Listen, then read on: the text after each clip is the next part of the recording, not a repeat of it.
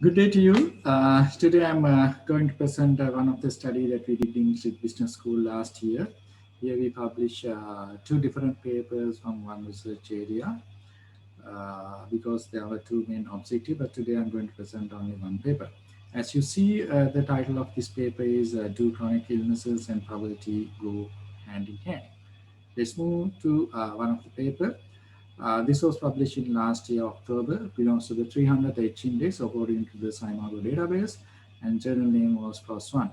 Within the last 5 months, it received more than 1,400 views at the international level. Let me move to the introduction. In the global context, the health and the quality of life of the people are adversely affected by either one or more type of chronic disease. The chronic pain associated with diagnosed patients may include heavy medical expenditure along with the physical and mental suffering they undergo. Usually, unbeatable amount of medical expenses are incurred to improve or sustain the health condition of the patient. Consequently, the heavy financial burden tends to push a household from a comfortable or a secure life, or even from a bad to worse, towards the probability of becoming poor. Chronic diseases can be preserved as a global predicament, where two-thirds of deaths that occurs in the world today are because one or more type of chronic diseases. The burden of being chronically ill does not only lie upon the remaining within the ill person, but this whole family as well. Therefore, the entire household end up becoming indirect victims. On the other hand, companies as employers will always prefer to recruit employees' capabilities of contributing within their maximum potential in order to reach corporate goals. According to this logic, the chronic condition can arouse the risk of pushing households towards poverty. People suffering from these diseases end up making chronic choices that are challenging or rather contradictory. Either they have to ignore the conditions they are in, avoid medical treatments, and face premature death by investing their earnings in satisfying their key needs and wants, or to seek health care treatments by processing it out of pocket expenditure. Thus, drag their families to the ill effects of the poverty. This burden is severe when people suffer from multiple chronic conditions and disabilities which require supplementary healthcare services and attention frequently to prevent the conditions from becoming critical. So, according to the World Health Organization, 4 out of 5 chronic disease deaths that occur in the world today are from low and middle income countries like Sri Lanka. The low income households are at risk the most in developing chronic diseases and for premature deaths. Such households are more vulnerable for several reasons, including their inability to cover medical expenses and diminish access to the healthcare facilities. Currently, the extent to which chronic illnesses would affect the level of poverty in Sri Lanka is less attention-driven subject and unexplored area by the past researchers. No prior research study has been conducted to the date with regards to the area under the consideration, addressing the local arena. This study was the first attempt of this kind of carried out with the data at the broader level, covering the entire country according to the information available to the researchers. So thus the objective of this study was to investigate the impact of chronic illnesses on the level of poverty.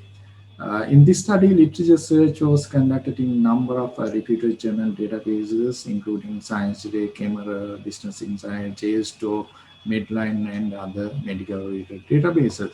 Finally, selected 53 papers, though the numerous evidence of indicates rapid growth in the chronic diseases. Literature is limited to the extent how household experience financial burden arising due to the chronic diseases and disabilities. Thus, the study was focused to contribute to this empirical gap by examining how different types of chronic diseases can impact on poverty in the Sri Lankan context. This table represents some of the variables related to past research studies on chronic illness on poverty. Variables were identified based on the systematic literature review. Regarding the data, this study was used secondary data, which was collected by the Department of Census and Statistics in 2016. We call this survey as the Household Income and Expenditure Survey, which consists of more than 20,000 households covering all districts in Sri Lanka. Data collection was based on the two-stage stratified sampling. The study was analyzed by using the stepwise probit regression model, which uses dummy variable as a dependent variable, either you are poor or non-poor based on the national poverty line of the year. There are a lot of control variables in this model that include socioeconomic, demographic characteristics, geographical location, and the type of chronic illnesses, including heart diseases, blood pressure, chronic cancer, kidney diseases, diabetic, asthma, headache, eye care, ear and stomach diseases, and so on. There are these are the final stepwise probit regression results. Marginal values were calculated for each parameter. So, based on the estimated parameters, I'll summarize the main results of this study. Heart diseases, blood pressure, cancer, kidney diseases, diabetes, or asthma are significantly linked with the poor household. Households suffering from chronic conditions such as epilepsy, mental retardations, or severe headache have a higher probabilities of being poor households, and households suffer from eye diseases, ear diseases, or cataract have a higher probability of being a poor households. Arthritis or stomach diseases increases the likelihood of being a poor household. Let's move to the conclusion.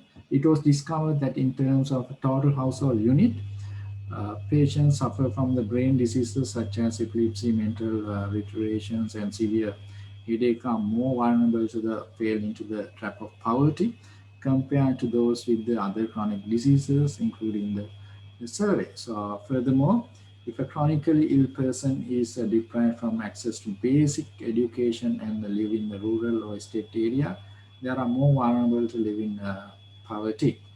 And we published a second paper from the same research area.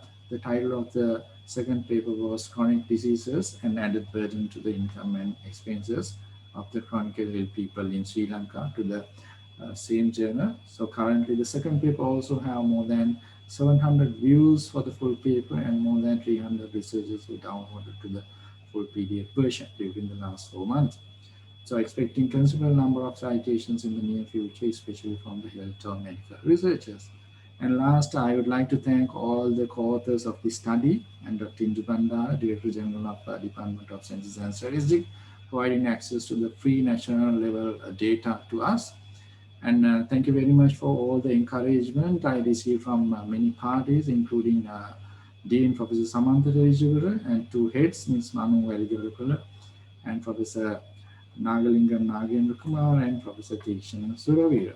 And finally, thank you very much for listening to these presentations. Thank you.